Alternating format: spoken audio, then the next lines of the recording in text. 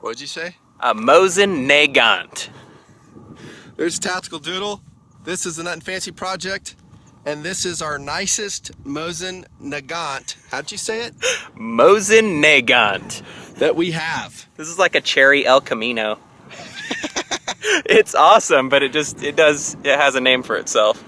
You're looking at a lot of work and a fair amount of money to bring this gun to this condition. We thought we'd make a short video to show you the finished product. Some of the mods you've seen, most you haven't. I'll start with the stock on this one. It is a 9130 hexagonal receiver. You've seen it in other reviews. The stock came, how should we say, ugly as ass. Yeah. It was bad. Layered in cosmoline, gunk, oil. You couldn't see anything. Yeah, it was a civil defense rifle taken out of the mines before they shipped it over here. Yeah, no doubt. It was Siberian mines. It was like it had never been touched. And this a lot of Mosins are that way. So I stripped it off in a lengthy process, heated it, drew all the oil out of it, recoated it in golden oak stain, and then finished it in satin polyurethane. I've talked about this part in other videos, and it just turned out gorgeous. You can see it in the sun. Looks like a Mauser. I'm gonna see if I can kill that thing. I get him? No, he flew off. Suck. No soup for you. This is a brass stacker cheek piece. It's high quality, it's heavy gauge, saddle type leather. Has a raised cheek piece on it, which is pretty good. It could be better though if it was like rolled over to this side for right-handers and came over. It would be so much more useful. It's better than nothing, but I think the design could be improved by rolling over there. Big old pad. Again, right-handers will like it, lefties would not. It's got some cartridge loops, a little pouch that I don't put anything in there. I put my chew in there. Do you? Yeah. Copenhagen? Mentos. This came with leather lacing on it, which pretty much sucked. It would not lock it in on the stock, so I replaced it with a cordage you see here. Same stuff I use for my signed shell casings in our web store. I like it. And now it's locked in position, it looks good, and it doesn't slide back and forth. Really cinched down on the stock. The butt plate is stock, it's just a metal one. We probably should have put some athletic tape in here so it wouldn't skid around on your shoulder. Yeah. Reproduction sling, nothing special there, but it looks good and it's functional.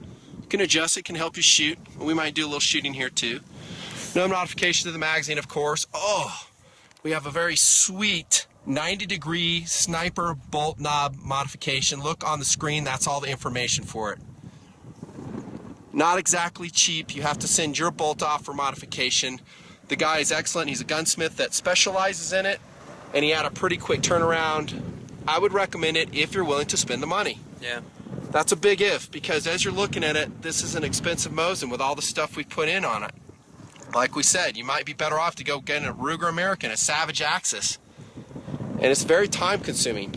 Kind of like this. This is a Timney trigger for the Mosin. It is outstanding, has a nice clean crisp pull, it has a safety now. But there's a huge amount of wood inletting we had to do to install it. I mean, you basically hollow out this whole section of the Mosin.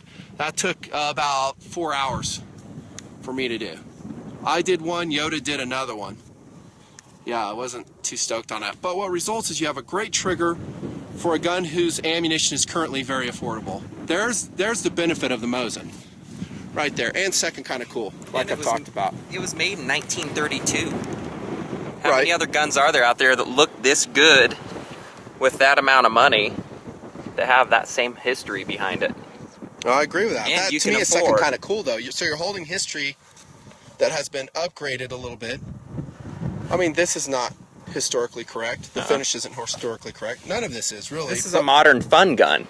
It's modern, but I think it's kind of true to the heritage, the way it's set up. Maybe not the scope, but we love it the way it's set up. It's probably our favorite Mosin we have. Yeah. This is a brass stacker mount. I did a separate review on it. The things I found out over the years is these little screws right here will shear off under a lot of shooting, kind of like this one. This one sheared off. I took it to Yoda, that is Terry Gardner, gunsmith, to replace the screw, and what he did is just put the biggest screw he could fit in there, and he kind of just screwed it into the other side of the mount. This is still the stock one. and I left it. I haven't done anything with it. It seems to be stable so far. I've got too many projects to dick around with this anymore. It's holding 0 so far, subject to change. That is a Weaver pistol scope, 2.5 by 8 power. It's called a VH8. SKU number is 849249, something like that. I'll put it on the screen there if you're interested. It's a VH8. It's a handgun scope. Long eye relief, and it works on a Mosin like perfect. 84929. There it is, 84929.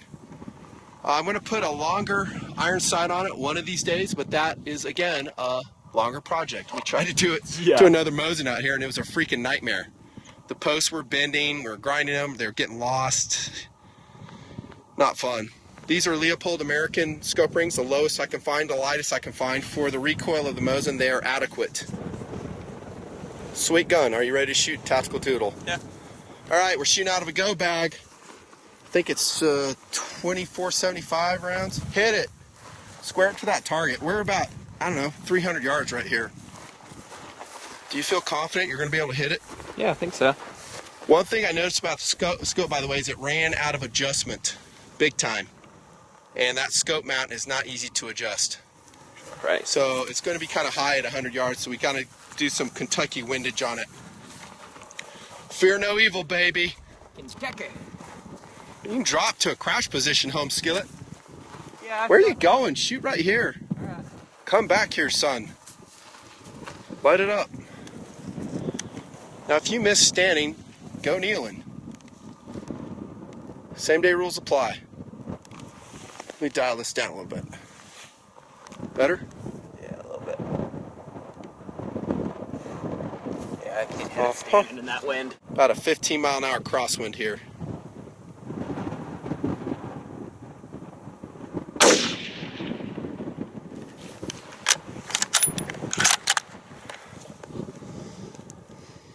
I'm going to adjust that sling. It's the wind, man.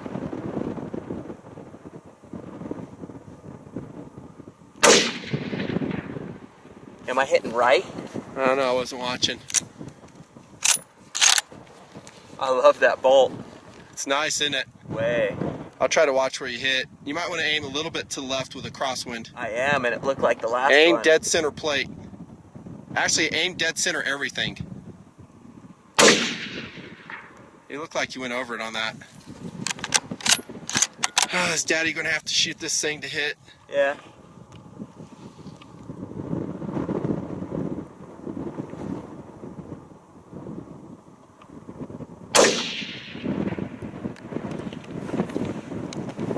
How's your trigger pull? You jerking it? No, it's this wind, man. As soon as I get it aligned, there's another little gust, and Yeah. this gun's like a freaking sail. Might as well be shooting with an oar.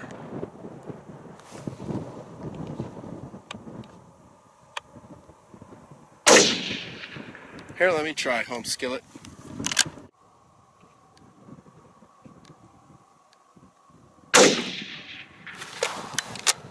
Oh.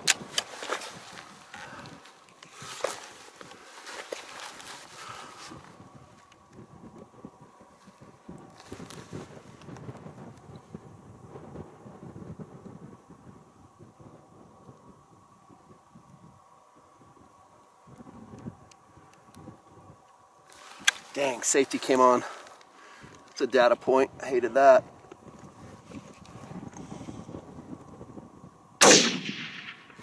Jeez, that should have hit. That's a good trigger pull.